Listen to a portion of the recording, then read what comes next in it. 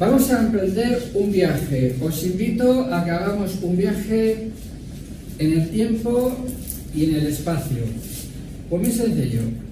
Hay que prepararse y antes de prepararse el viaje tenemos que conocer un poco ciertas pautas de los lugares que vamos a visitar, porque a veces quizás estemos viendo una cosa que realmente no sea la que realmente es porque quizás tenemos una idea equivocada de lo que ahí está aconteciendo.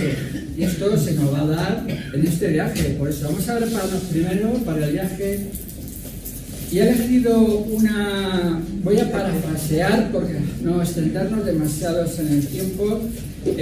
Allan Kardec, en sus obras póstumas hay una parte dedicada a las manifestaciones de los espíritus. Importante a tener en cuenta si vamos a hablar de mediunidad, evidentemente. Pues él allí nos está comentando cómo las almas o espíritus de los que han vivido constituyen el mundo invisible que puebla el espacio y el medio en el cual vivimos. Y de ahí resulta que desde que hay hombres, hay espíritus. Y que si estos últimos tienen poder de manifestarse, deben haberlo hecho en todas las épocas. Es lo que comprueba la historia y las religiones de todos los pueblos. Estaba en los designios de la providencia poner término a la plaga de la incertidumbre y el materialismo por medio de pruebas evidentes, permitiendo que los que dejaron la tierra viniesen a testimoniar su existencia y a revelarnos su situación feliz o desventurada. Repito, estoy parafraseando un poquito estas palabras de Allan Kardec. En relación, esto es muy importante, lo que más quiero resaltar en esta conferencia es lo siguiente. Esa reacción constituye el origen de una inmensidad de fenómenos que fueron considerados sobrenaturales, porque no se conocía su causa. La acción del mundo invisible sobre el mundo invisible, o viceversa, o el invisible sobre el visible. Se da de las dos maneras, como es evidente. Dado que esa acción se funda en una ley de la naturaleza, los fenómenos que ésta produce nada tiene de sobrenaturales. Vamos a partir de aquí. Nada tiene sobrenatural. A nuestros tatarabuelos quizá les pareciese sobrenatural el conectar un aparato y estar oyendo la voz de un señor que está a miles de kilómetros de aquí. Sin embargo, está sujeto a unas leyes científicas y a una tecnología. Pues vamos a partir de que muchos o todos los fenómenos que de alguna forma relacionados con lo milagroso o lo misterioso se debe a un principio de causa y efecto. ¿Qué ocurre? Que muchas veces no se conoce esa causa, solo se ve el efecto. Por eso acaba pareciendo ser lo que no es. Todas las religiones se basan en la existencia de Dios. Ese porvenir que es el capital interés para el hombre se encuentra necesariamente ligado a la existencia del mundo invisible. De suerte que el conocimiento de ese mundo ha constituido desde todos los tiempos el objeto de sus pesquisas y preocupaciones. Pues la mayoría se sentían y nos sentimos, ¿por qué no?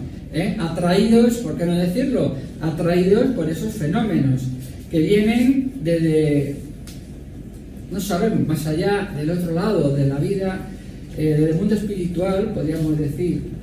El hombre tiene instintivamente la intuición, todos nacemos con esa intuición desde la época más remota de que hay un poder superior al humano, que prácticamente es el que estaría guiando pues muchas de las cosas y fenómenos conocidos y que no conocemos. Esos fenómenos pasaron poco a poco el dominio de lo maravilloso a los efectos naturales, como hemos dicho en el caso de la radio. Luego vamos a ver un caso más concreto porque lo quiero ilustrar con el tema radio. Mi formación es como técnico de la informática, de la información y las comunicaciones. Un gremio que no existía cuando empecé a estudiar. Me formé al principio en electrónica industrial y luego pasé al tema de imagen y sonido. Prácticamente trabajaba el sector de televisión y radio. Se ha ido quedando ahí de alguna forma, aunque he desarrollado más en el tema informático. Por eso me ha llamado mucho la atención explicarlo desde algo que todos tenemos en casa, esos aparatos electrónicos, que de muchas de las cosas que vamos a intentar explicar hoy la vamos a sacar ese símil, porque a lo mejor con algo que tenemos en casa va a ser más fácil entenderlo. Por eso esos fenómenos que eran tan fantásticos ahora ya lo vemos de forma más natural. Lo que hoy estamos viendo como sobrenatural, tengamos en cuenta que para mañana será de lo más natural y de lo más evidente y nos diremos, fijaros, lo que pensábamos antiguamente es igual que ahora pensamos o recordamos nuestros abuelos que pensarían con esa caja que suena y que aparecen imágenes. Partimos, no existe lo sobrenatural, partimos a partir de ahí. Esa ley puede ser desconocida, el ser desconocida no exime de que sea real o que sea menos real. El tiempo se encargará de revelárnoslo todo. Incluso el Maestro Jesús dijo, si no lo hablaran, las piedras mismas hablarían. De alguna forma siempre se revela todo. A su tiempo, no cuando nosotros queramos, cuando sea oportuno para la mayoría. El espiritismo tiene por base el conocimiento de las leyes que hasta ahora no se comprendían. No viene a destruir quizás esos paradigmas religiosos, sino a explicarlos, esclarecerlos y dar una explicación racional a esos fenómenos. Vamos a hablar de sacerdotes. Por eso, de alguna forma, vamos a enfocar luego un poquito el por qué se da esa situación o aparecen esos señales en la historia de la humanidad. Solo viene, hablando del espiritismo, a destruir las falsas consecuencias que de ellos se ha deducido en virtud de la ignorancia o de la interpretación equivocada de esas leyes. Es mucho más lo que viene explicándose. Para todos aquellos que de alguna forma se les esté despertando el interés en investigar, pues ya los he mencionado, está sacado esto de obras póstumas de Allan Kardec. Él dejó grandes escritos antes de desencarnar que fueron publicados luego después, por eso ese nombre. Hablábamos del viaje. Bueno, yo creo que ya estábamos preparados para el viaje y para saber con qué más o menos nos vamos a encontrar. No vamos a encontrarnos con cosas sobrenaturales, sino de cosas sujetas a ciertas condiciones. No lo tuvieron tan fácil antiguamente, porque a lo mejor podemos pensar, es que aquellos sabios o aquellos genios o aquellos magos tenían unas facultades mediúnicas mejor que las de ahora. Pues posiblemente no. Quizás necesitaban, nos ha llegado historias a lo mejor un poco, pues sí, depende luego cada caso, pero en términos generales la mediunidad se ha ido desarrollando a lo largo del tiempo según se ha ido desarrollando la humanidad, y eso es evidente. Os invito a ese viaje épico a la historia. Nos vamos a trasladar a una época muy atrás, primordial de la historia de la humanidad, en la que las necesidades e inquietudes humanas había necesaria una conexión con lo divino en busca de respuestas de lo trascendental.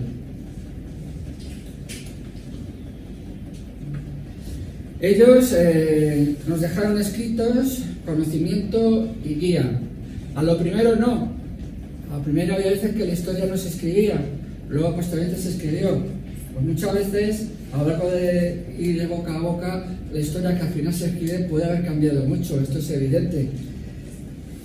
Maestros, profetas, sabios, sacerdotes, druidas, chamanes, etcétera, de los cuales todavía hoy nos revelan y traen mensajes en diferentes formatos, son los mediadores de esos mensajes ancestrales, son los que transmitían la voluntad de Dios para el progreso de la vida. Que luego algunos nos contaran que era voluntad de Dios ciertas cosas, bueno, también tenían derecho a equivocarse, ¿verdad? Vamos a dejarlo ahí y juzgarlos. La mayoría, yo creo que trataban de hacerlo todo desde el bien y de la buena voluntad. Los egipcios, vamos a hablar de los egipcios de épocas más antiguas, de algunas veces prestaron ciega sumisión y obediencia a los oráculos, hasta el punto de creer que su felicidad iba a depender de la poco o mucho que el buey estaba comiendo, o de movimientos erráticos que tenía un cocodrilo. Bueno, eso a lo mejor estuvo ocurriendo por lo que parece que ocurrió en cierta época. Egipto fue muy adelantado y imagino que esto está hablándonos de épocas muy atrás. Tuvieron que superar muchas trabas de creencias, de alguna forma, hasta que llegaron más o menos a lo que llegaron. Podemos decir de que debido a la gran cantidad y multitud de dioses que tenían, ya que mistificaban casi todo lo que tenían, fue a partir de que se vislumbró un poquito ya el monoteísmo, aunque no llegó a cuajar. Cuajó luego posteriormente en el pueblo de Israel, como veremos más adelante. Pero ellos también lo tuvieron que trabajar. Sí, tuvieron grandes logros. Esto es un arquetipo, no quiere decir que haya sido un señor que hayas estado con esa cara. Hace referencia a pues unas cualidades, ¿no? Sería muy amplio entrar en ello. En la época griega, también aquí representada, es conocido el oráculo de Delfos, que hay aquí, que luego vamos a retomar un poquito, lugar donde se reunían para consultar a los sabios del más allá cuestiones trascendentales de sus vidas. Pero no estuvieron exentos en ningún tiempo, sobre todo también en el oráculo de Delfos y en otros lugares, de engaños y oportunistas y pícaros que con sus imposturas se reían y aprovechaban de los creyentes en el mundo espiritual y en la necesidad de la comunicación con lo divino. Y esto ha hecho en algunas ocasiones daño y ha sido pruebas para muchos creyentes que les ha hecho debilitar su fe, pero luego todo se debe a unos principios de pruebas y expiaciones. Continuamos. Bueno, vamos a hablar también de los sumerios. De Sumeria también hay escritos. Ellos tenían creencia de que había una inteligencia que había venido de otros lugares. Ya lo hemos visto también en otras conferencias.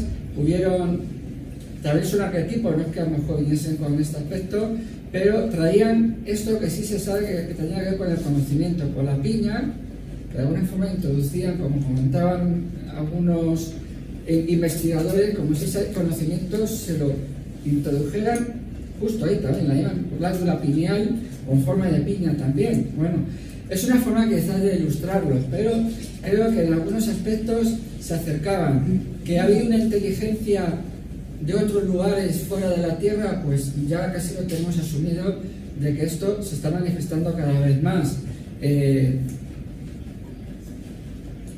Vamos a continuar, porque cada tema se podría extender por una conferencia más cada uno. Abraham, que precisamente era de Sumeria, de Ur de Caldea, recibió un mensaje por seres espirituales para que se fuese a vivir a lo que era Canaán, a esta ciudad conocida como Salem, con un rey llamado Melquisedec, en el cual, si no se sabe, Abraham era un militar y se puso al servicio del rey Melquisedec por ciertos problemas de paz, vamos a decir, en aquel lugar. Pero empezó a acontecer en la zona de allí de Canaán ciertos acontecimientos por los cuales ángeles o espíritus superiores llegan a ponerse en contacto con Abraham. La mediunidad era de tal forma que es que para ser vistos y percibidos se tuvieron que materializar. Es que hasta que no llevó un rato hablando con ellos, Abraham, y ellos más o menos lo dijeron o lo intuyeron, él no se dio cuenta de que eran espíritus. Inmediatamente cuando Abraham se da cuenta, y quiero resaltar esto, de que son espíritus elevados, él se arrodilla a adorarles. Y ellos incluso en cuadros, no se ve bien aquí, en cuadros ya antiguos, el ángel o los ángeles dicen: levántate solo a Dios, a quien debes adorar. Hemos de destacar que es muy importante que los espíritus elevados impiden ser mistificados o venerados, dando esto importancia mayormente y exclusivamente a Dios Padre Creador, la causa inteligente de todas las cosas. Y eso es bueno resaltarlo, porque si en otras épocas eso hubiesen tenido en cuenta, se hubiesen librado de ciertas creencias limitantes que llegaron a tener, llamémoslo así, llamamos como creencias limitantes. Llegamos a Israel. Finalmente se establece ya el monoteísmo en la nación de Israel, dentro de lo que también se conoció como una de las razas adámicas, en la cual pues a través de Moisés llega una primera revelación, en la cual pues haría falta una conexión entre Dios y los hombres y un mediador. Es a partir de aquí que lo que nace, por lo menos en Israel, ya existía en otros lugares, existía en Egipto, existía en Sumeria, el factor del sacerdote. El sacerdote, ¿cómo lo podemos definir? ¿Por qué no definirlo como un medium? Un medium, pero que con unas facultades mediúnicas, sí, quizás por encima a los de la mayoría, pero sin embargo, todavía, debido a que la humanidad le quedaba todavía mucho por evolucionar, pues tenía también él sus limitaciones. Se le da ayuda desde el mundo espiritual para que los sacerdotes, mayormente el sumo sacerdote de Israel, pueda conectar con lo que es los mensajes del mundo espiritual. Aquí vemos a Moisés ordenando a Aarón como sacerdote. En el servicio en el templo debían ser, estaba encargado de la tribu de Leví. La tribu de Israel tenía su trabajo. El servicio ministerial del templo era de los levitas, pero el sumo sacerdocio debía ser del linaje de la familia de Aarón. Lo establecieron así, pues bueno, pues ahí se fue de alguna forma descrito así por algún motivo que a lo mejor desconocemos. ¿Y quién no ha oído hablar de Busca el Arca Perdida? Se ha mostrado mucho el tema del Arca de la Alianza en películas, ¿verdad? El Arca de la Alianza lo vamos a entrar un poquito, cómo estaba hecho y cierta fenomenología y debido a qué podría haber sido eso. Todo esto que les estoy explicando es desde el punto de vista del estudio que he podido ir realizando a lo largo de ciertos años. No quiere decir que sea incorrecto, exacto o que esté en posesión de la verdad absoluta. Es, a mi entender, una de las tantas posibilidades que podríamos dar como explicación a fenómenos que de otra manera nos hubiesen parecido casi increíbles de entender. El Arca del Pacto o Arca de la Alianza está escrito en el Éxodo, sí, escrito por Moisés en la parte final cómo iba a ser construida. Primero se construye de madera de acacia, luego se forra exteriormente por manos de orfebres de oro. Por dentro también se forra con oro. Se ponen 4 anillas, 2 por un lado y otras 2 por otro lado. Ojo que aquí había que meter barras, unas barras de acacia, de madera. Y bueno, vamos a decir que debía de ser aislante a los efectos eléctricos. Importante a tener en cuenta, aislante ante los efectos eléctricos. Y si hablamos de electricidad, hablemos a un israelita entonces de lo que es un efecto eléctrico. Lo conocemos ahora mejor, ¿verdad? Vamos a ver algunas de las cosas que ocurrió con el arca.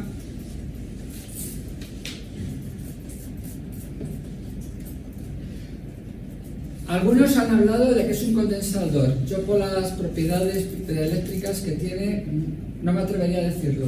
No sabemos todo lo cual estaba hecho. Hay un detalle muy específico de cómo fue construido o debía de ser construido en el libro de Éxodo, pero evidentemente creo que muchos datos irrelevantes para la época o para el resto del pueblo no se dan. Así que podría llevar más cosas, sobre todo en la tapa, que no se especifican. Ya es irrelevante, esto es a título anecdótico lo que estamos hablando.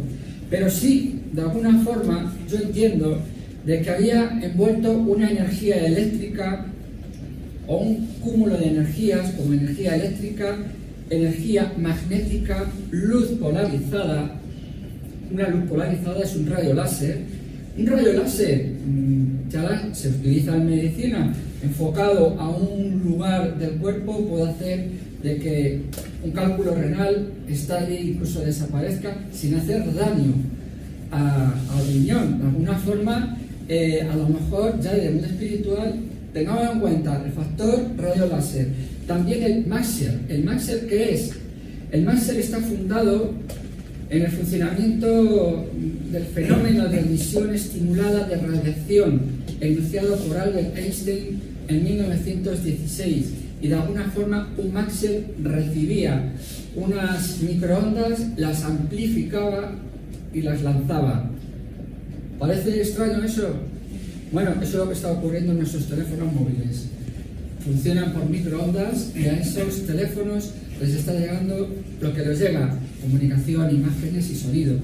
Pues de alguna forma algo similar estaba ocurriendo ahí, porque esto podríamos decir que sería la batería del sistema, entre otras cosas. Se le ha dado mucha importancia al poder militar de este objeto, pero ha sido para lo que menos ha sido utilizado. Y se mira la historia del antiguo Israel, ha sido más utilizado a lo largo del tiempo como objeto de comunicación o energético que quizás como un objeto militar. ¿Por qué objeto militar? Porque si estamos hablando de microondas, habéis visto alguna vez estas copas que algunas veces las someten a cierta vibración sonora hasta que la copa estalla. Eso se debe a que la frecuencia atómica, por decirlo así, o la frecuencia de esa copa X del cristal es X, ¿no? Y si un sonido alcanza esa frecuencia, produce eso, hace estallar la copa. Eso lo habéis visto en muchas ocasiones. Un poco es lo que ocurre, o posiblemente haya ocurrido, cuando Israel lleva este arca a las puertas de Jericó, que se deriva la muralla. No es algo directo que salga del arca, porque hay grandes gritos, toques de trompetas, que si un dispositivo que hubiese cercano hubiese filtrado el ultrasonido de esas voces y de esos cuernos tocando a una frecuencia prácticamente inaudible para el oído, pero que afectara a la molécula de las piedras de esa muralla, fácilmente las hubiese hecho estallar. Y estamos hablando ya de métodos que actualmente están experimentando el ejército en diferentes partes del mundo. Destruir a base de ultrasonidos, o simplemente meter un ultrasonido hacia la gente para que la gente se le vaya la cabeza de alguna manera, ¿no? Vemos que de alguna forma sí, podría haber sido milagros, pero puede ir encajando todo esto con efectos naturales. La gran pregunta: ¿fue toda la historia del Arca del Pacto tal como nos lo han contado? Bueno, dejámoslo ahí, ¿no? Pero si algo de verdad tiene, pues asociado a algo natural, a mi opinión, sí. Efectivamente había también una clara instrucción de no tocar el arca. Por eso había que llevarlo por estas barras. Hubo una ocasión en que porteaban el arca y algunas veces los portadores dieron un traspié, parecía que el arca se iba al suelo, y un señor que estaba cerca le plantó la mano para que no se cayera y cayó fulminado, como si fuese una descarga eléctrica. Muchos pensaron: ha sido un castigo de Dios por haber desobedecido. No creo que Dios castigue de una forma tan desproporcionada un acto de bondad de un momento dado para que no ocurriese algo malo, pero sí puedo pensar que fue un accidente fortuito, de mala suerte, que igual que a alguien le cae un cable de alta tensión encima, pues lo fríe. Pues algo parecido le debió ocurrir a ese señor. El arca de la alianza debía de situarse en la zona del santuario. Primero se creó un tabernáculo portátil de tela, en el cual hay un santuario en el centro, y en ese santorum era donde iba el arca del pacto, donde se hacía la conexión, de alguna forma, con el mundo espiritual. Solo podía entrar el sumo sacerdote. No vamos a entrar mucho porque si no se nos va a ir el tiempo. El sumo sacerdote debería de llevar una indumentaria de una forma que primero al propio sumo sacerdote le preparase mental y físicamente y le armonizara. De alguna forma la pureza mental podía ir con la mitra de lino fino sobre la cabeza, para que su mente no llegara a aquello donde no debía estar pensando en el oficio que debía de hacer. El propósito: en la diadema de oro había un egipcio que era Karush Yuhel, que hacía referencia a la santidad de la divinidad con la cual iban a conectarse. ¿Cómo llamaban? Yahvé, posiblemente, no se sabe exactamente el nombre de Dios en hebreo, porque lo que es el tetragramaton en su momento quitaron las vocales, así que nos faltan datos para saber leer exactamente, pero sí hace referencia al nombre de Dios.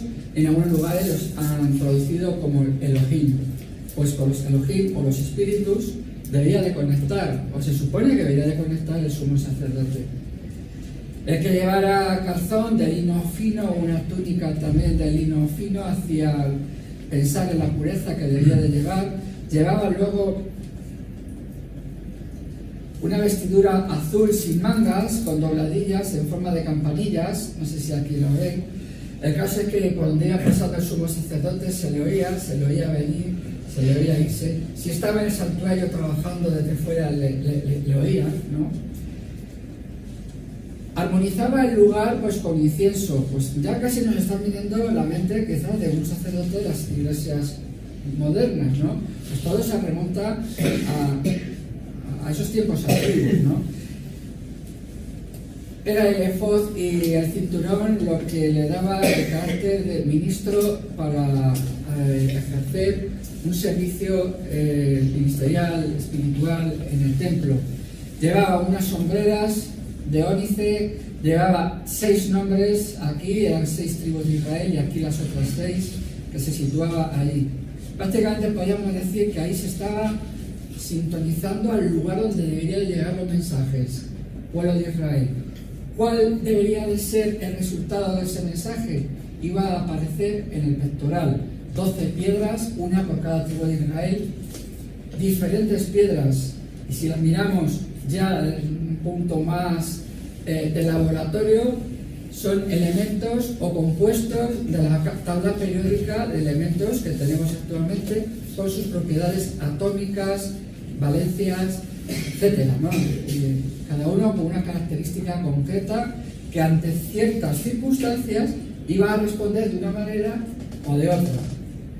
El Urim y el Tumim, podríamos hablar de cierta dualidad, es muy amplio, se podría hablar de estos elementos, pero bueno, vamos a hablar de una dualidad para que se creara esa conexión, como ese polo positivo, ese polo negativo, es lo más fácil que se me ocurre para aplicarlo en ese momento.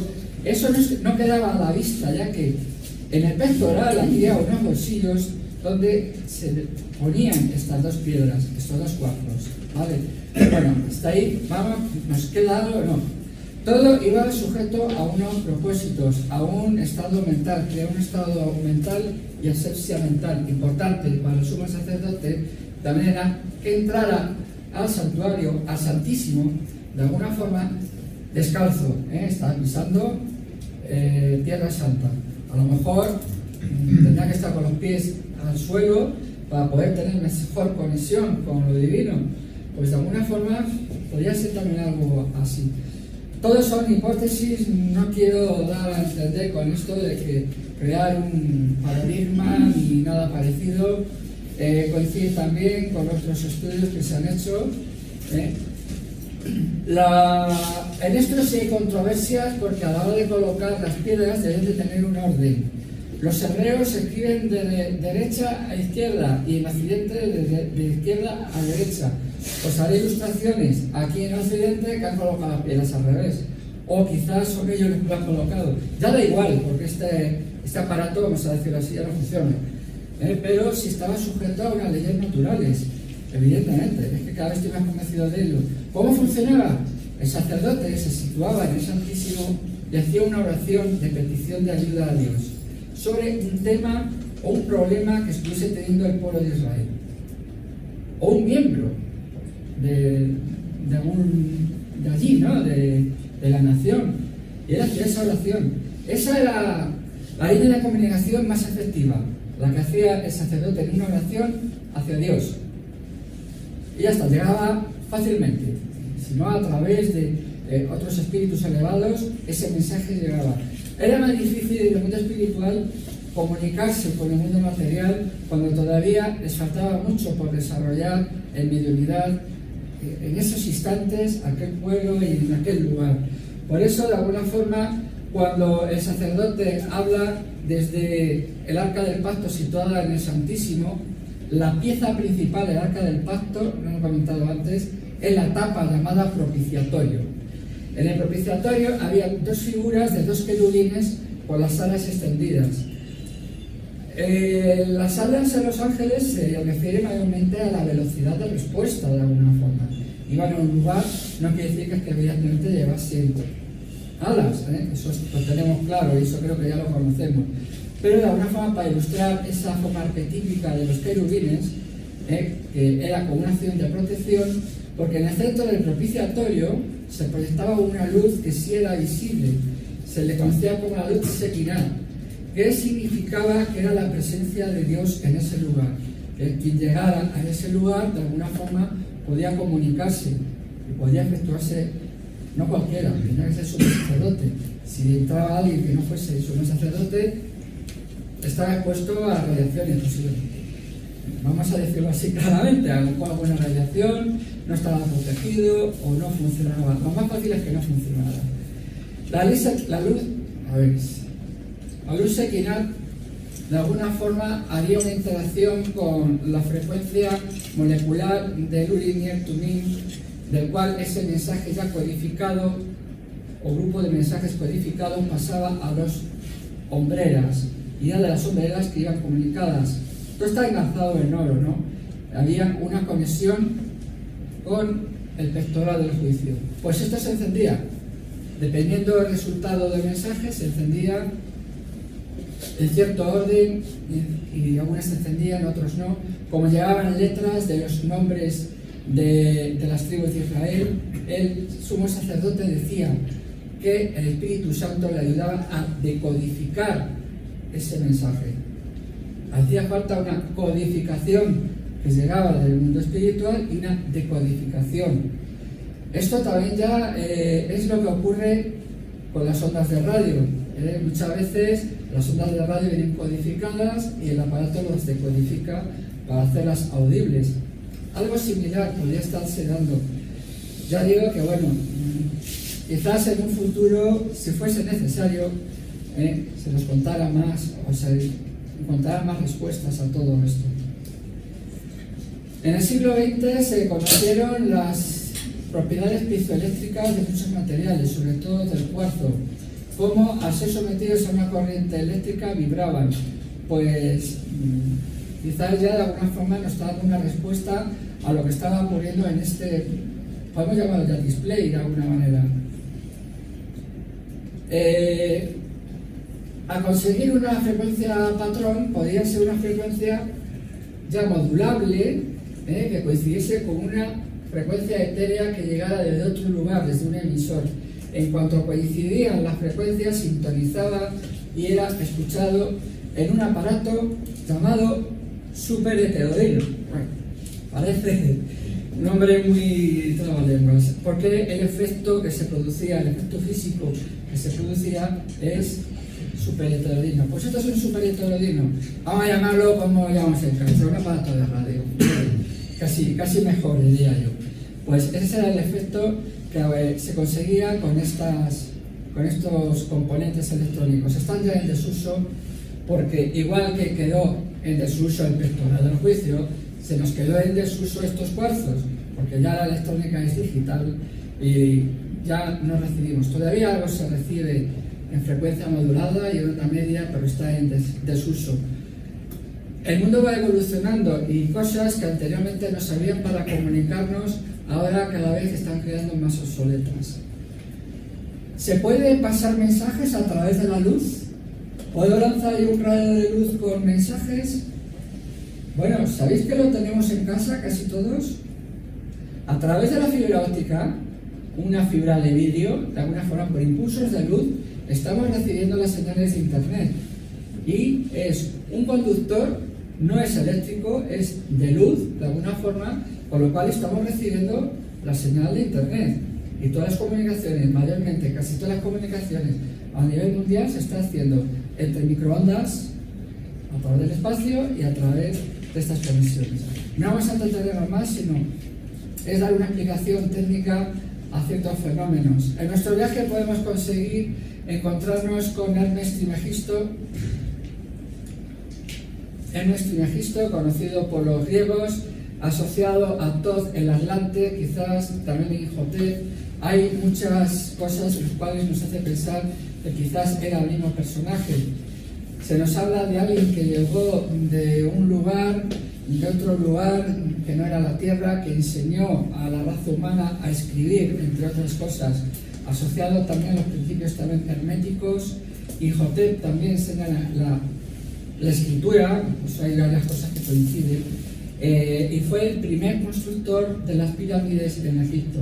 Era el mismo posiblemente, lo que no se sabe es si era el mismo en la misma época, conocido con diferentes nombres por diferentes culturas o en diferentes reencarnaciones, pero sí ya empiezan a llegar hombres sabios. Vemos aquí, entre otras cosas, que caracterizaba a Hermes Trismegisto era el caduceo y el conocimiento de los astros. El caduceo también lo lleva Mercurio, también estaba asociado de alguna forma a Hermes Trismegisto, también asocia a estos personajes con Enoch. O es un arquetipo o fue alguien muy sabio que nos dejó mucha información a través de las enseñanzas herméticas.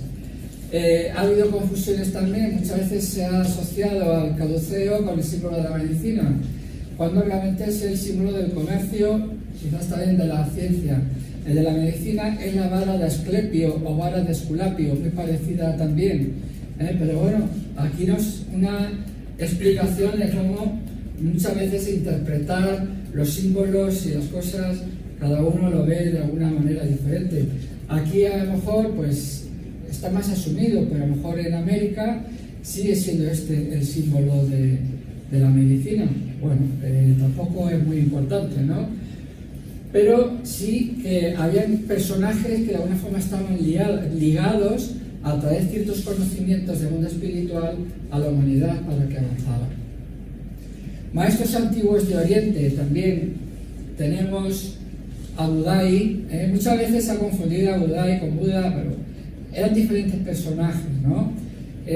Budai, tengo por aquí alguna nota, hace referencia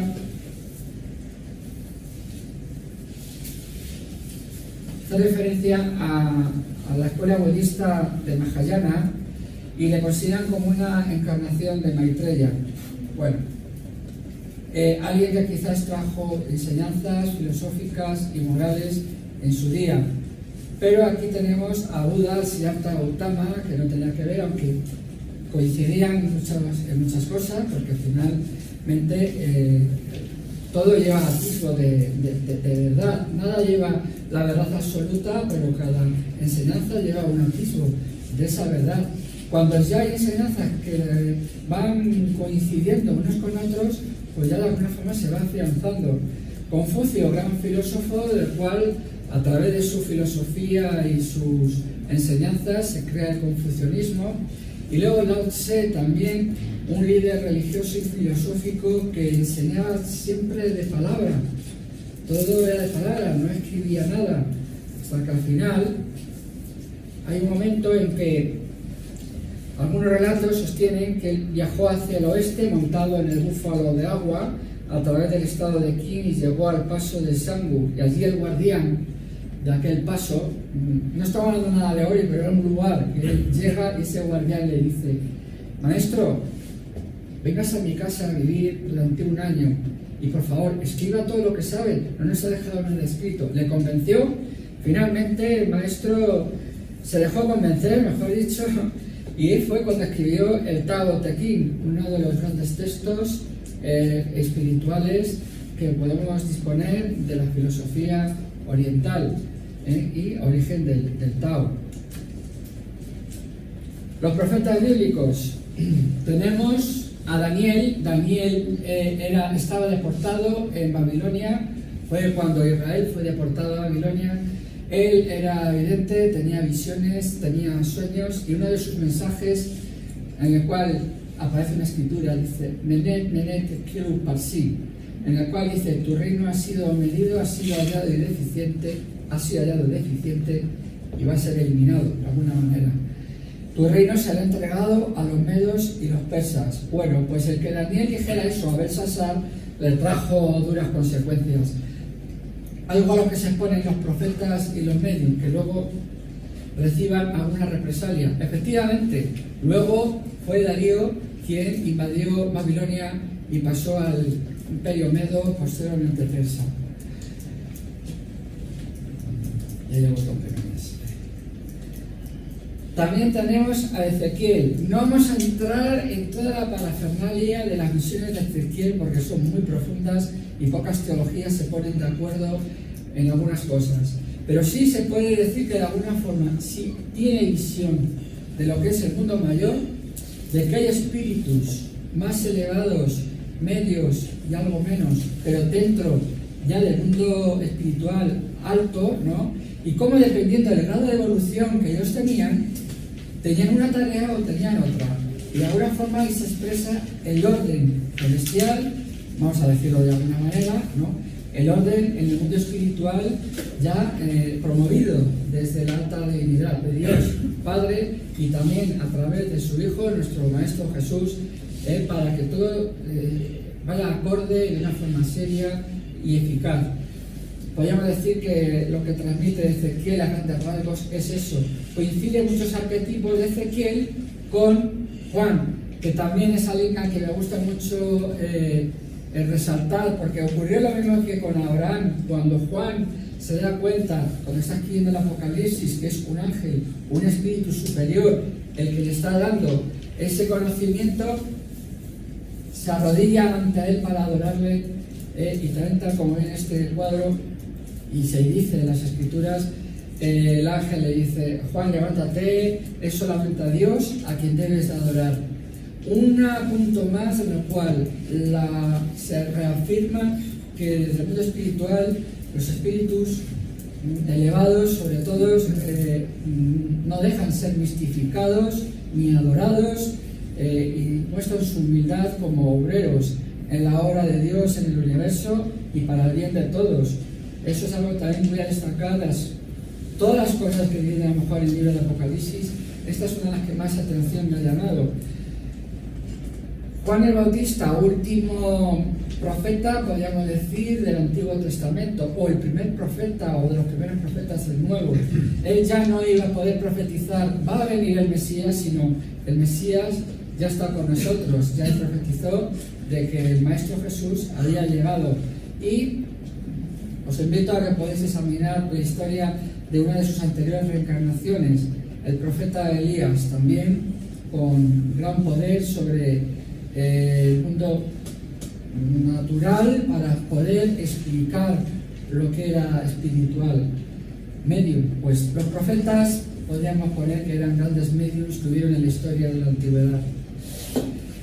En Europa, desde el mundo espiritual, ya no recuerdo si era en el libro o en los dos, Exiliados de Capella y A Camino de la Luz, se me decía de que pueblos hiperbóreos, o lo que eran los antiguos europeos, no tenían en un principio muy desarrollado sus intereses por espiritual, hasta que hubo un boom en un momento dado, que en las regiones germánicas, de Germania, aparecen ya los celtas con sus druidas, los vikingos y otros pueblos, que con un gran interés por conectar con el mundo espiritual, con los seres que habían desencarnado, por el mensaje que les podían dar y a veces por el miedo que les podían ocasionar a algunos que tuviesen deudas con ellos. Ahí aparecen ya los druidas, tan importantes en la cultura celta y galesa, tanto de las Galias de Francia como en Gales. Todas las naciones, de alguna forma, de origen celta, pues estaban ligados a esos fenómenos. Muchos relacionados con aquello, Cromwells, hay a lo largo de toda Europa, y hay bastantes en España. Lo que ocurre, claro, el que más conocido es el de Stonehenge, allí en Inglaterra, ¿no? Eran lugares de culto, de estudio y de meditación. No sabemos todo lo que conllevaba, pero si miramos, hay un parecido con el oráculo de Delfos, ¿no? Posiblemente, pues tenía un parecido. Bueno, se cree que eran para culturas muy diferentes, pero que iban a un propósito que al final iban coincidiendo. Creemos de que finalmente todas las culturas, todas las ideas acabarán depurándose unas a otras, cada una desde su atisbo de verdad, ninguna con la verdad absoluta, llegan a fusionarse, creando ya lo que es una creencia común en toda la humanidad. Eso es lo que se pretende, que nos dicen los hermanos del mundo espiritual, que se pretende que llegue a acontecer un día en el mundo. Iberia, sí, podría haber tenido cultos ancestrales, porque se cree que la dama de Elche no es que fuera de Elche, porque se encontró en Elche, era posiblemente una sacerdotisa de la época ibérica, ya con rasgos europeos y muy afianzados pues, con los grupos nacionales o raciales o étnicos que había en la península ibérica en aquel entonces. Mediunidad de las Américas, pues también, de alguna forma, es que en todo el mundo se viene dando el efecto, con sus historias, sus leyendas y sus mitos, todos ligados a una enseñanza o un interés por conocer el mundo espiritual. Lo que conocían, lo decían, lo que no, por desgracia, sí lo imaginaban. Aunque muchas veces en ese imaginario, pues también hay trazas de verdad. Tenemos todavía en América Latina un grupo que a mí me llama mucho la atención, que son los queros. Están muy aislados, llevan una enseñanza, por lo menos podemos decir, poco cruzada con las ideas míticas religiosas de Europa. Invito a que estudiéis sobre los queros, es interesante. Igual que la cultura de Tiahuanaco, pendientes de que sí, ellos pensaban de que también habían espíritus que habían venido, o seres que habían venido de otros lugares ajenos a la tierra a traer conocimiento, igual que los mayas, igual que los indios de Norteamérica. Especialmente también hay una conexión con el mundo espiritual y con los seres que han desencarnado entre las tribus del Amazonas. Mediunidad en África, pues muy similar también a la del Amazonas, es lo que se llama cultura de animismo, pero es el animismo que creen en las ánimas de los seres que han desencarnado y que pueden traerles bien, pueden traerles mal, con sus chamanes, de alguna forma hasta hacían de psicólogos. ¿Por qué? Había veces que el chamán se daba cuenta, es que esto es el problema que tienen, que están tristes porque algo ha ocurrido, ¿no? Como montaba la fiesta. Recurrían a todo aquello que podían ayudar a sus gentes a subir, vamos a decir, la vibración. Conexión, pues, sí, entraban también en trances, que de alguna forma, también les ayudaría. De África podemos hablar también, en el norte de África existe una rama islámica mística, que son los sufíes, que entran en trance a través de sus bailes. También llegaron a haber sufíes, se cree, en España, en Al-Ándalus, en algunas regiones de España, también con conexión mística o en el mundo espiritual. No nos cuentan mucho, tampoco es que haya leído mucho. También hay muchos sufíes en Turquía, pero quien desee saber más, a cada uno le va a atraer algo más, y trato un poco de llamar la atención y despertar la atención sobre todos estos temas. A cada uno les va a traer algunas cosas, otros les va a traer otras. Nos venimos a Europa, tenemos grandes mediums, no podemos hablar de todos de ellos. Quiero resaltar aquí a Emmanuel.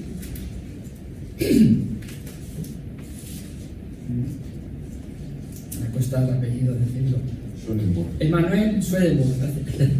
Emmanuel Swedenborg es que, además de medium, era científico.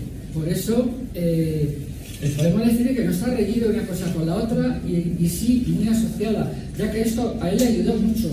Su desarrollo psíquico paranormal, manifestado abiertamente a sus 25 años, tardó un poquito, pero todo lo que es bueno tarda. Pues podría ser el caso. No afectó su actividad mental cotidiana.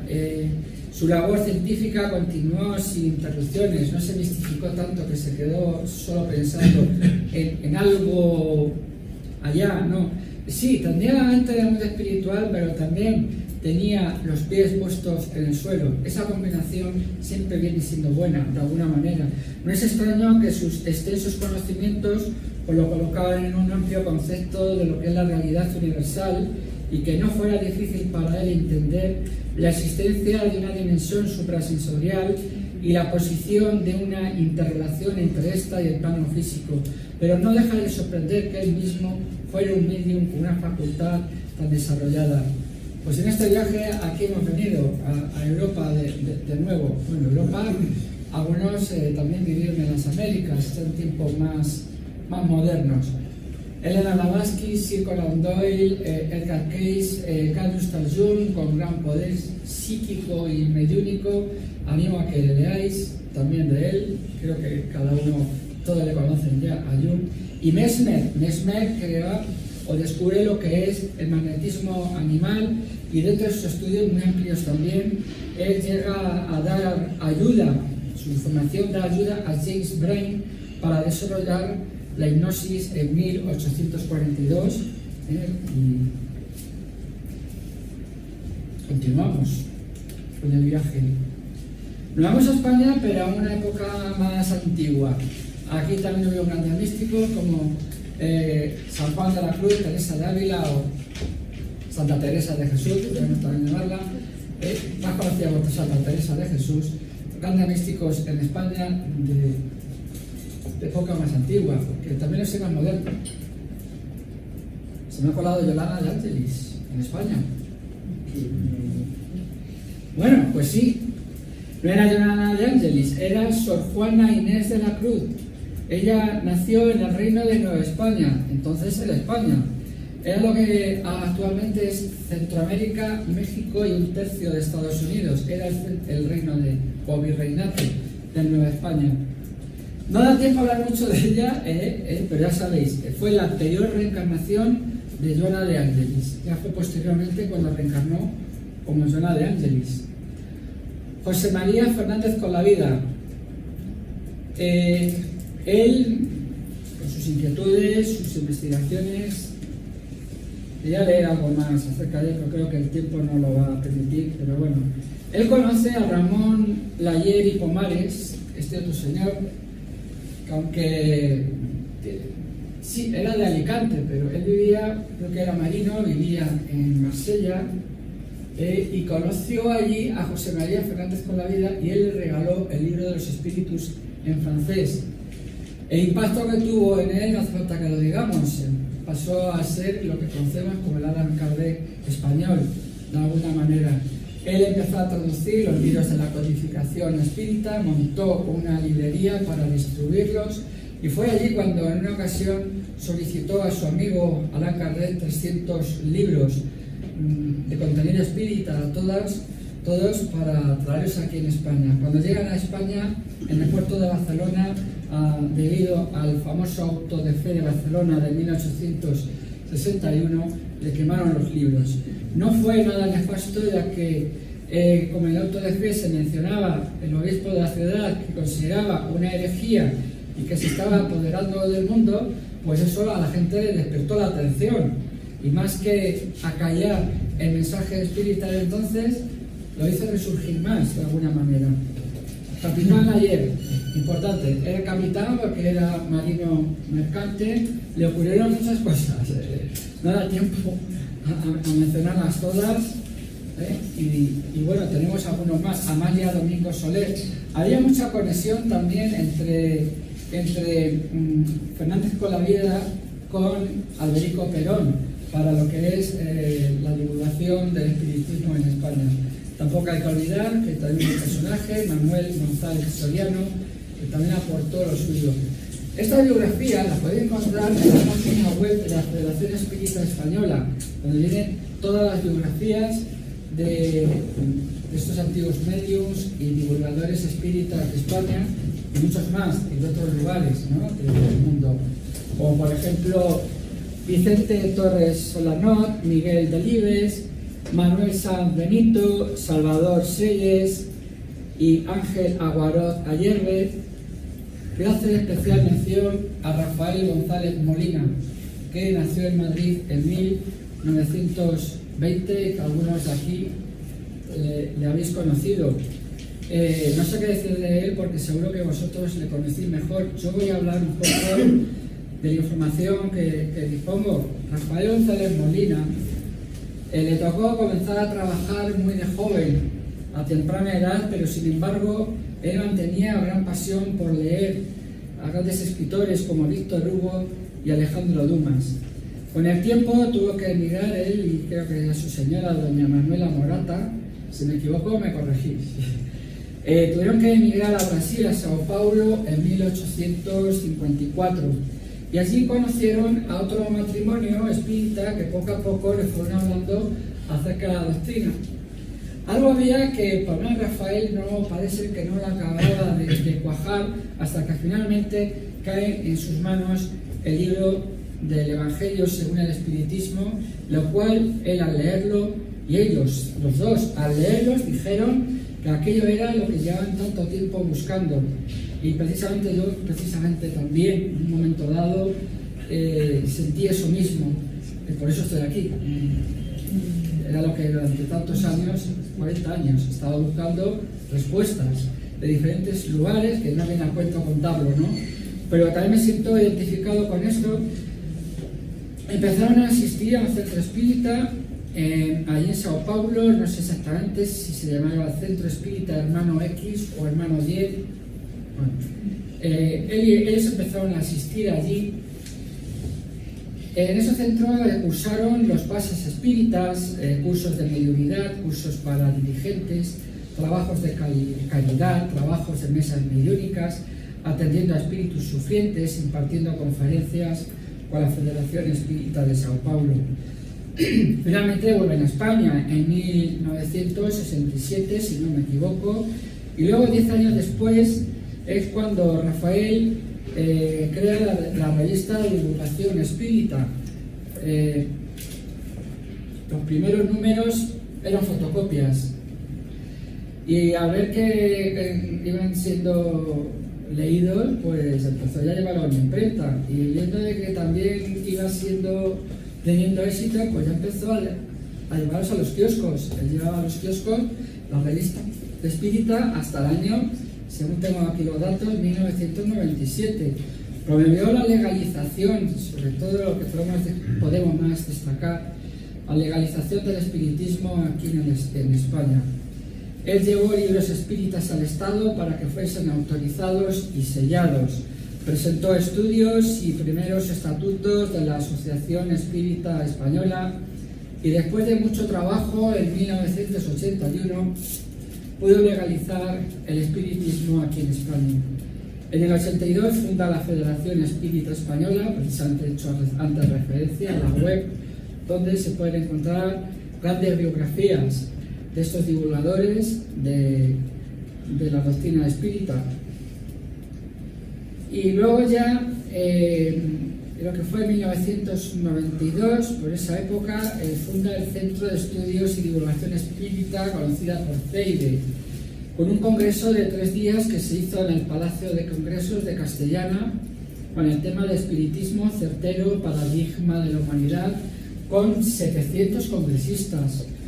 Dicha fecha abrió una puerta al espiritismo en España, realizándose congresos nacionales anuales que todavía siguen haciéndose actualmente por toda la geografía española. Fue miembro fundador del Consejo Espírita Internacional, siendo elegido como secretario general. No tenemos que olvidar nunca que gracias a él el espiritismo en España se pudo legalizar, y a día de hoy seguimos trabajando para el bien. También podemos agradecer que todos esos estudios que él llevó a cabo y su esposa en Brasil, él los enseñó aquí en Madrid a muchas personas, que sin duda son ellos los que nos están enseñando ahora mismo todo el tema de mediunidad, de pases, bueno, por gran parte del tema de mediunidad, pases, etcétera. Nos hemos ido ya muy lejos en la historia, en la cual llegamos ya a tiempos modernos, con grandes, vamos a decir, la doctrina espírita ya codificada con grandes decodificadores. Tenemos, sí, se llama codificador Allan Kardec. ¿Recordáis el sacerdote, el sumo sacerdote de Israel? Él tenía que codificar y decodificar los mensajes. Ya no hace falta. Ya fue decodificado de alguna manera estos mensajes, y nos ayuda esa codificación a cada uno de nosotros poder investigar esas enseñanzas que vienen del mundo de los espíritus, igual como poder desarrollar la mediunidad en un momento dado. Tenemos a Becerra de Meneses, a Libardo Pereira, que psicografía a Víctor Hugo, y a Filomeno de Miranda. Tenemos a Raúl Teixeira, que todavía vive, y también nos da grandes mensajes e información del mundo espiritual. Ya desencarnó, por ahí tenemos todos sus libros de Chico Javier. Y bueno, no hemos comentado, pero lo he comentado antes, tenemos a Divaldo por la información tan importante que nos da Giorgio De Angelis. No da tiempo a mencionar mucho más de ellos, pero sí les invito a que puedan acudir aquí, a seguir acudiendo al Centro de Estudios Espíritas de Madrid, ya no solamente a los 5 libros de la codificación de Allan Kardec, también escribió 2 más, que es el espiritismo y obras póstumas, con lo cual hemos abierto esta conferencia de hoy. Podríamos resumirla a la conferencia de alguna manera, pero creo que voy a dejar que nos lo cuente. Sí, una información que he conseguido hace poco. Hemos conseguido aquí en este Centro de Estudios Espíritas estamos haciendo un estudio sobre un libro conocido como El diálogo para las sombras. Esta parte que viene en la introducción lo voy a parafrasear un poquito porque de alguna forma podemos resumir la enseñanza que podemos adquirir con esta conferencia. La relación con el mundo espiritual se reviste de engañosa simplicidad. Realmente, en principio, cualquier persona dotada de facultades mediúnicas, mismo incipientes, pueden establecer contacto con los desencarnados, consciente o inconsciente, serena o tumultuosamente. Algunos lo hacen de forma compulsiva o con resistencia, otros con espontaneidad. Unos con respeto y amor, otros con liviandad e indiferencia, y muchos sin percibir lo que pasa o lo que debe ser hecho para ordenar un fenómeno que, como tantos otros, es natural, no teniendo nada de místico, ni fantástico o sobrenatural. Lo importante es que al iniciarnos al trato con los espíritus desencarnados, voluntaria o involuntariamente, estemos con un mínimo de preparación, apoyada en un mínimo de información. Aquel que se atreve a ver fenómenos sin estos pertrechos indispensables, o aquel que es arrastrado a ella por una mediunidad indisciplinada, desequilibrada, no voy a mencionar más, estará exponiéndose a riesgos imprevisibles para su equilibrio emocional y orgánico. La práctica mediúnica no debe de ser improvisada, pues no perdona la falta de preparación o de ignorancia, o exceso de ignorancia de alguna forma. El mundo espiritual es poblado de seres que fueron hombres y mujeres como nosotros mismos, encontrándose en varios estados de desenvolvimiento moral. Por nuestro mundo de desencarnados podemos deducir el otro, el lado de allá. Allí, como aquí, encontramos espíritus nobles y dotados de atributos morales avanzados, mas igualmente importante, la masa inmensa de aquellos que se hallan en la media para abajo, hasta los extremos más dolorosos del embellecimiento moral, de la ignorancia, de la rebeldía y de la angustia y del rencor y de la venganza. También nos podemos encontrar. Como la base del fenómeno mediúnico va en sintonía espiritual de cada uno de nosotros, y nosotros todavía nos encontramos en una franja inferior de evolución, pues nos estamos afinando a una franja vibratoria baja de mayor facilidad con aquellos que se hayan perturbados por desequilibrios de mayor o menor gravedad, y exponiéndonos a que nosotros mismos también lo seamos. ¿Qué quiere decir con esto? ¿No de tener miedo a los espíritus? No. Queremos decir de que esto no quiere decir obviamente que estemos a la entera merced de los espíritus perturbados y perturbadores, ya que velan por nosotros compañeros de elevada categoría, muchos de ellos mencionados. Aquí tenemos de Becerra de Meneses, muchos otros más, las doctrinas de Allan Kardec, los mensajes de Giorgio De Angelis, sobre todo el Evangelio del Gran Maestro Jesús.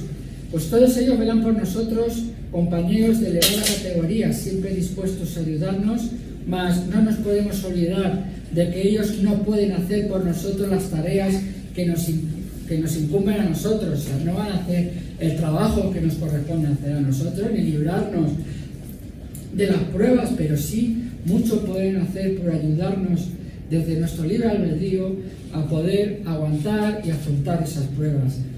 Podemos evidentemente contar con la buena voluntad y la ayuda de esos hermanos mayores y por consiguiente con su protección cariñosa, no a costa de ofrendas, como hemos visto quizás de los sacerdotes antiguos, ni de los ritos mágicos, de símbolos, de trabajos encomendados.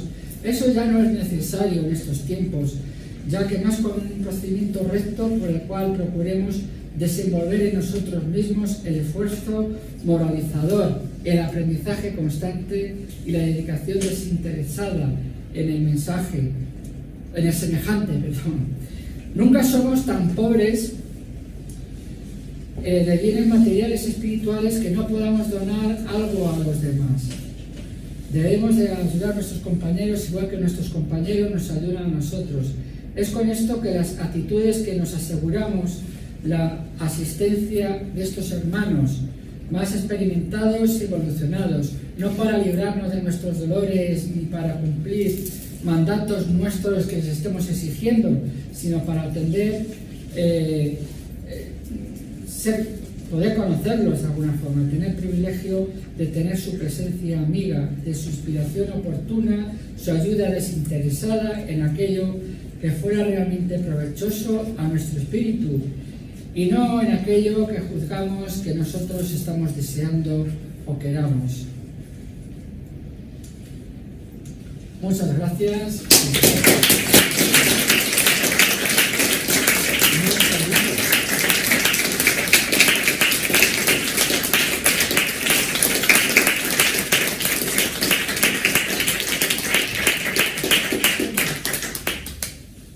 Bueno, pues muchas gracias por 5 minutos. 5. Bien.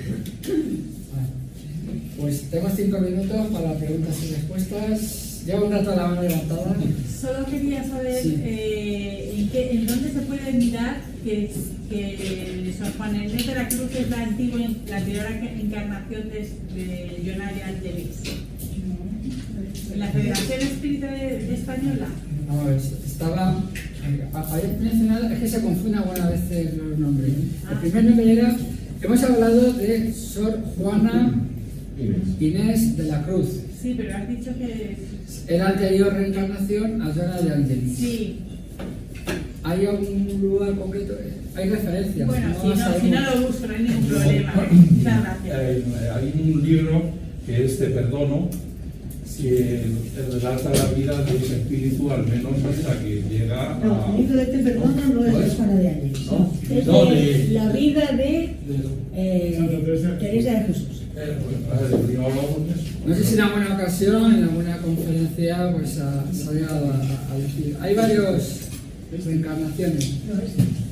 Hay un libro de Sueli Caldas-Huber, que es una medium brasileña, muy interesante, con todo el desarrollo mediúnico que tuvo al principio Francisco Cándido Xavier, luego también Divaldo Pereira Franco, donde en los inicios de la mediunidad de Divaldo recoge muy bien quién le fue acompañando. Y hace un recorrido muy interesante sobre Juana de Ángelis. Me parece muy interesante. Está por aquí en la biblioteca, luego te digo el título exacto. Mira, llamas a la Federación Espírita Española y pides las vidas de Juana de Ángelis.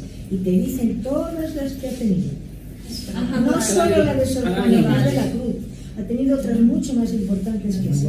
Juana de Cusa fue anteriormente. Juana de Cusa. Juana de Cusa fue la compañera ministra del Maestro Jesús en la época de los apóstoles. Era esposa de un funcionario romano de la época, no recuerdo si era de Herodes o de... El marido era funcionario, no sé, la corte de Herodes o de Pilatos, ahora no recuerdo. Pero de aquella época, Juana de Cusa fue una de... Igual que también María Magdalena, que se le menciona más, Juana de Cusa pues también les dio apoyo e impulso a poder divulgar el Evangelio de aquella. Y la quemaron viva junto a su hijo. Al final la quemaron viva en el circo romano junto a su hijo. No, el circo romano ¿No fue el circo romano? No, la quemaron viva. Es que da igual de que viva uno, al final siempre da igual de uno. ¿Hay alguna pregunta? Sí. yo por aquí. Va a dar tiempo a las dos, yo creo. Primero... La mía es muy interesante. Pues no me acuerdo de vosotras. Si va a dar tiempo. Si son cortitas, o va a dar tiempo. La vez es pequeña. Mi duda va, por ejemplo, cuando hablábamos de la mediunidad antigua, Sí. y hablábamos en el caso de África y Latinoamérica, ellos utilizan muchísimo lo que son, digamos, alucinógenos, estimulantes para llegar al trance. Entonces mi duda era tratar de evaluar lo positivo, lo riesgoso, o lo innecesario de... Puedo explicarlo de la parte que yo conozco. Sí. Con la farmacopedia, de alguna forma creo que incluso hay alguna etimología que hace referencia a la conexión con lo espiritual, pues nos pone en contacto con lo espiritual. Pero como hemos visto y hemos hablado de receptores de radio, necesitamos un sintonizador para conectar bien. Si utilizamos alucinógenos o utilizamos sustancias para conectar con el mundo espiritual, y al final se ha comentado un poquito más, vamos a conectar con la franja vibratoria que tenemos nosotros en ese instante. Y como hayamos tenido un mal día, la conexión que vayamos a tener mejor no se lo deseo a nadie. Lo he visto en algunas personas y no se lo deseo a nadie. ¿Qué ocurre? Que a través de meditación y de tener una vibración alta y un desarrollo correcto de la mediunidad, ya sí podemos tener unas conexiones mejores. Ha sido un poco relacionado con lo que hemos visto al final. Hay antes, ahora después, sí. Es que ha sido telepatía, transmisión de pensamiento. Era la misma pregunta. No, pero mira, yo que soy licenciada en Historia, Sí. y he trabajado mucho el tema de Historia, hablas de Mesopotamia, Egipto, los Sí. mayas, los aztecas. Yo he llegado a la conclusión, por lo mismo que has dicho tú, de que al tomar drogas alucinógenas, es posible que ellos entraran en un estado de conciencia relacionado con el Sí. bajo astral. ¿Por qué? Muy fácil, porque cuando tú vas a las cerámicas y muchos dibujos representan animales muy extraños, muy raros. Es que la prácticamente... naturaleza es muy bonita, te inspira, Sí. te eleva, y bueno, pues un gato es un gato, leopardo es un leopardo, y son animales míticos muy extraños. Fauce, ¿cómo diría yo? Dragón en la cultura ibérica todo es muy idealizado, y también en las culturas precolombinas. Nos puede estar conectando con el bajo astral y luego también muchas veces ciertas idioplastías que se pueden estar generando ahí que nos afecten, pues ver esas... A lo mejor no son espíritus que realmente existen, sino son miedos lo que estamos viendo. Aunque si estamos hablando del bajo astral, nunca vamos a hablar de nada bueno. Aparte de Y que si... son sacrificios humanos, Claro. o sea, en todas las culturas menos Yahvé y los israelitas, todos por el lado de Aquidalí, sacrificios humanos. En Latinoamérica, en Mesopotamia, Sí. fenicios. Estaba en un momento dado previsto hablar acerca de eso, por falta de tiempo no se habló. Encima que podría dar un poco de polémica. Los sacrificios tampoco es necesario si hay una voluntad, de alguna forma, que el pueblo de Israel podría estar haciendo por sacrificios animales, no de humanos, está claro. De que decir, yo soy capaz de desprenderme de este objeto material si fuese necesario. Porque Dios no necesita nada material. A él no necesita que le estemos mandando carne de vaca. Nada de eso. Y luego, lo que más se sacrificaba o se quemaba en los altares eran inciensos, hierbas aromáticas, algo que de alguna forma armonizaba aquello muy bien. Lo que comentaba era el bajo astral, todo lo que tomemos por sustancias, lo más probable es que nos conecte con el bajo astral. Si queremos hacer otras conexiones, hemos de pensar en otras técnicas más serias y estudiar la mediunidad. Estaba él antes. Quería preguntar que si no he entendido mal, todos los avances que hemos tenido siempre ha sido por parte del otro lado, de la ayuda, por parte de medium, por parte de intuiciones a científicos. Sí. Entonces, si incluso no hubiéramos tenido esa mediunidad, las personas, no hubiera habido tanto avance. Muchos científicos han sido intuidos en sus investigaciones, incluso cuando hablan del invento del horno de microondas de los americanos, algo que me da escalofrío hasta pensar lo que quieren hacer, es utilizarlo como arma también, de alguna forma. Está muy relacionado también casi con una de las funciones que podría haber tenido el Arca. Pero claro, en un momento dado, sí, los científicos, que me estaba yendo un poco, de América, que estuvieron investigando las microondas, uno que oyó campanas y sabe dónde ha llegado a los científicos de tal lugar y ha sido tecnología comunicada por los extraterrestres. Bueno, a lo mejor la forma de entender de ello, podemos entenderlo, pero sí que algunos estudios científicos, algunos hacen alusión a que han sido intuidos por un mundo superior, de una inteligencia superior, sin entrar a ello, pero los científicos todavía son reticentes. Van abriéndose, pero muy poco a poco. Y alguien había por último levantado la mano. Lo difícil es cuando pasamos de un estado de conciencia a otro, ¿no? La Sí. muerte, hay seres, estos clarividentes y estos profetas, por ejemplo, el profeta Elías subió en un carro de fuego al cielo. Y yo me pregunto, ¿ese fuego sería para matar el cuerpo físico y el perispíritu pasa a un... Porque la carne no puede pasar a un estado vibratorio más bajo? Es que la historia del profeta Elías es un poco controvertida, si es alegórica o fue real. El profeta Elías tuvo un error muy gordo en su pasado. No se menciona mucho porque no hay que tampoco echar a perder las grandes cosas que haría Elías en su momento. Pero Elías, como humano, se equivocó y por ley de causa y efecto, él tuvo que pagar aquel error en Juan el Bautista al ser decapitado. No voy a entrar en detalles, pero de alguna forma él pagó aquel error en otra reencarnación. Ponemos el caso de que conocéis que Juan el Bautista fue reencarnación de Elías en un momento dado y que, igual que en todas las reencarnaciones, hay unos principios de causa y efecto y errores que tenemos en vidas pasadas que nos tocan pagarlos en vidas posteriores. Pero lo de, como estaba comentando antes, del carro de fuego, que encima es que aparece en una de las diapositivas, podemos decirlo que es un poco alegórico, interpretarlo, pues puede ser más bien arquetípico o... Se ha mencionado a lo largo de la conferencia, muchas cosas se han justificado, se han dado mucha... Por ejemplo, cuando se escribió el Génesis, habían ya pasado miles de años de que aconteciese aquello. Y fue narrado por un sumo sacerdote retro a Moisés. Eso fue de época. Eso es lo que tenemos. Muchas gracias a todos por...